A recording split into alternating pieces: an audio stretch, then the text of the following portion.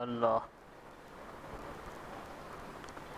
الحمد للہ رب العالمین والصلاة والسلام علی سید المرسلین اما بعد فاعوذ باللہ من الشیطان الرجیم بسم اللہ الرحمن الرحیم والصلاة والسلام علیک یا رسول اللہ وعلی آلک واصحابک یا حبیب اللہ والصلاة والسلام علیک یا نبی اللہ وعلی آلک واصحابک یا نور اللہ۔ ناظرین کرام السلام علیکم ورحمۃ اللہ وبرکاتہ۔ الحمدللہ ایک مرتبہ پھر ہم آپ کی خدمت میں درس قرآن میں حاضر ہیں۔ ہمارا سورہ بقرہ کا درس چل رہا ہے۔ آج انشاءاللہ ہم سورہ بقرہ کی آیت نمبر 45 اور 46 کا درس سنیں گے۔ آئیے آیت کریمہ کی تلاوت اور ترجمہ اور پھر انشاءاللہ اس کی تفسیر ہم سنیں گے۔ اللہ تبارک و تعالی ارشاد فرماتا ہے: اعوذ باللہ من الشیطان الرجیم بسم اللہ الرحمن الرحیم واستعینوا بالصبر والصلاۃ وانہا لکبیرۃ الا علی الخاشعین الذین یظنون انہم ملاقو ربہم وانہم الیہ راجعون۔ صدق اللہ مولانا العظیم۔ ترجمہ ان آیات کا ہے: اور صبر اور نماز سے مدد حاصل کرو، اور بے شک نماز ضرور بھاری ہے مگر ان پر جو دل سے میری طرف جھکتے ہیں، جنہیں یقین ہے کہ انہیں اپنے رب سے ملنا ہے اور انہیں اسی کی طرف لوٹ کر جانا ہے۔ اس آیت میں اللہ نے ارشاد فرمایا: وَاسْتَعِینُوا بِالصَّبْرِ وَالصَّلَاةِ، اور صبر اور نماز سے مدد حاصل کرو۔ اس آیت کی ایک تفسیر یہ ہے کہ اس سے پہلی آیات میں بنی اسرائیل کو سید المرسلین صلی اللہ علیہ وسلم پر ایمان لانے کی، ان کی شریعت پر عمل کرنے، سرداری ترک کرنے اور منصب و مال کی محبت دل سے نکال دینے کا حکم دیا گیا، اور اس آیت میں ان سے فرمایا گیا کہ اے بنی اسرائیل، اپنے نفس کو لذتوں سے روکنے کے لیے صبر سے مدد چاہو، اور اگر صبر کے ساتھ ساتھ نماز سے بھی مدد حاصل کرو تو سرداری اور منصب اور مال کی محبت دل سے نکالنا تمہارے لیے آسان ہو جائے گا۔ بے شک نماز بھاری ہے، البتہ ان لوگوں پر بھاری نہیں جو دل سے میری طرف جھکتے ہیں۔ دوسری تفسیر یہ ہے کہ اے مسلمانوں، تم رضا الہی کے حصول اور اپنی حاجتوں کی تکمیل میں صبر اور نماز سے مدد چاہو۔ سبحان اللہ، کیا پاکیزہ تعلیم ہے! صبر کی وجہ سے قلبی قوت میں اضافہ ہے، اور نماز کی برکت سے اللہ تعالیٰ سے تعلق مضبوط ہوتا ہے، اور یہ دونوں چیزیں پریشانیوں کو برداشت کرنے اور انہیں دور کرنے میں سب سے بڑی معاون ہیں۔ مزید اللہ تبارک و تعالیٰ نے اس آیت میں ارشاد فرمایا: وَإِنَّهَا لَكَبِيرَةٌ إِلَّا عَلَى الْخَاشِعِينَ، اور بے شک نماز ضرور بھاری ہے مگر ان پر جو دل سے میری طرف جھکتے ہیں۔ آیت کے اس حصے اور اس کے بعد والی آیت کا خلاصہ یہ ہے کہ گناہوں اور خواہشات سے بھرے ہوئے دلوں پر نماز بہت بوجھل ہوتی ہے، اور عشق و محبت الہی سے لبریز اور خوف خدا سے جھکے ہوئے دلوں پر نماز بوجھ نہیں، بلکہ نماز ان کے لیے لذت و سرور اور روحانی و قلبی معراج کا سبب بنتی ہے، اور یہ وہ لوگ ہیں جو اپنے رب عز و جل سے ملاقات پر یقین رکھتے ہیں اور اس مولا کریم کے دیدار کی تڑپ رکھتے ہیں۔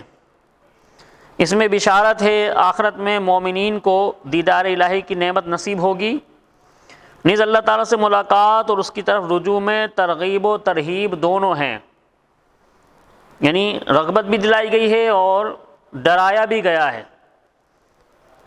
کہ اللہ تبارک و تعالیٰ کے دیدار کا شوق پیدا ہو اور آدمی کے اندر خوف پیدا ہو کہ کل میں نے اللہ کی بارگاہ میں کھڑے ہونا ہے، اور ان دونوں کو پیش نظر رکھنا نماز میں خشوع پیدا ہونے کا ذریعہ اور سبب ہے۔ گویا نماز میں خشوع و خضوع قائم رکھنے کا حکم بھی دیا اور اس کے حصول کا طریقہ بھی بتا دیا کہ نماز میں خشوع و خضوع کیسے پیدا ہوگا، کہ بندہ یہ اپنے دل میں خوف رکھے، شوق رکھے کہ مجھے اللہ تبارک و تعالیٰ کا دیدار کرنا ہے، اور خوف رکھے کہ اللہ کی بارگاہ میں کھڑو کے اپنے اعمال کا جواب دینا ہے۔ مزید اللہ تبارک و تعالیٰ نے آیت نمبر 47 میں ارشاد فرمایا، یا بنی اسرائیل اذکروا نعمتی التی انعمت علیکم وانی فضلتکم علی العالمین، اے یعقوب کی اولاد یاد کرو میرا وہ احسان جو میں نے تم پر کیا، اور یہ کہ میں نے تمہیں اس سارے زمانے پر فضیلت عطا فرمائی۔ یا بنی اسرائیل اذکروا نعمتی التی، اے یعقوب کی اولاد میرا احسان یاد کرو۔ یہاں سے ایک بار پھر بنی اسرائیل کو اللہ تعالیٰ کے احسانات یاد کرنے کا حکم دیا گیا ہے، تاکہ وہ اللہ کے حبیب صلی اللہ علیہ وسلم کی اطاعت ترک کرنے سے ڈریں، یعنی حضور صلی اللہ علیہ وسلم کی اطاعت چھوڑنے سے، ترک کرنے سے ڈریں، اور ان پر حجت پوری ہو جائے۔ یاد رہے کہ ان آیات میں بنی اسرائیل کے ان لوگوں سے خطاب کیا جا رہا ہے جو سید المرسلین صلی اللہ علیہ وسلم کے مقدس زمانے میں موجود تھے، اور انہیں اللہ تعالیٰ کی جو نعمتیں یاد کرنے کا حکم دیا جا رہا ہے وہ یہ ہیں۔ پہلی ہے تمام اہل زمانہ پر فضیلت و برتری، دوسرا دریا میں راستہ بن جانا، تیسرا فرعون سے نجات، چوتھا تورات کا عطا ہونا، پانچواں بچھڑے کی پوجا پر معافی مل جانا، چھٹا انعام ایک گروہ کا مرنے کے بعد زندہ کیا جانا، ساتواں انعام بادلوں سے سایہ ملنا، آٹھواں من و سلوہ نازل ہونا، نواں انعام پانی کے 12 چشمے جاری ہو جانا،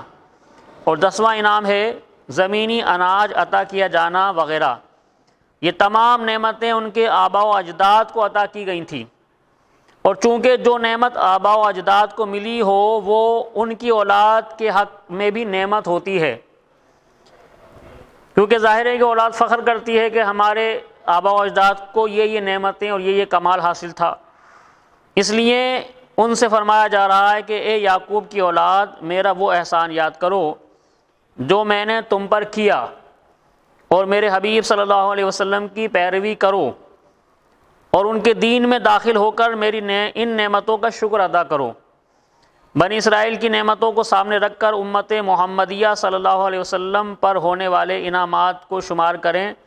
تو ہم سمجھ سکتے ہیں کہ شکر گزاری کا تقاضا ہم سے کس قدر مطلوب ہے۔ مزید اس آیت میں آخر میں ارشاد ہوا، انی فضلتکم علی العالمین، میں نے تمہیں تمام جہانوں پر فضیلت عطا فرمائی۔ اس سے مراد یہ ہے کہ بنی اسرائیل کو ان کے زمانے میں تمام لوگوں پر فضیلت عطا کی گئی، اور جب حضور پرنور صلی اللہ علیہ وسلم کی آمد ہوئی تو یہ فضیلت آپ صلی اللہ علیہ وسلم کو سب امتوں سے اس فضیلت نے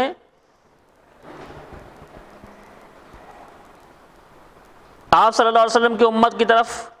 اور جب حضور صلی اللہ علیہ وسلم کی آمد ہوئی تو یہ فضیلت آپ صلی اللہ علیہ وسلم کی امت کی طرف منتقل ہو گئی، یعنی جو بنی اسرائیل کو فضیلت حاصل تھی جب حضور صلی اللہ علیہ وسلم کی آمد ہوئی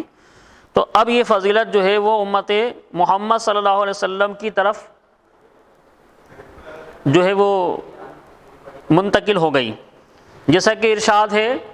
کنتم خیر امۃ اخرجت للناس تأمرون بالمعروف،